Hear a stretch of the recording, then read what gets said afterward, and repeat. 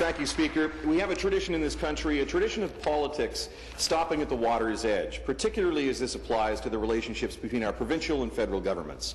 When Canadian Prime Ministers go abroad, Premiers have generally respected that foreign affairs and its conduct is the purview of the federal government, and that Prime Ministers, when they're abroad, are representing Canada and ought to be absent from the political conversation in Canada. It was disgraceful that the current Premier sought to break this tradition this weekend in order to score some cheap political points before a braying crowd of Liberal insiders. The Prime Minister was the first leader of a G7 nation to visit Ukraine amidst the current turmoil in that country. Canada's stance against Russian aggression and tyranny is the strongest of our allies.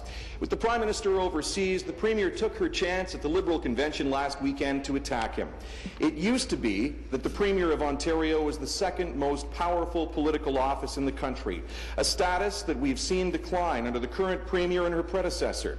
The Premier of Ontario had a diplomatic duty to the country not to play cheap political tricks to undermine the Prime Minister while they were engaged in the sensitive work of foreign affairs.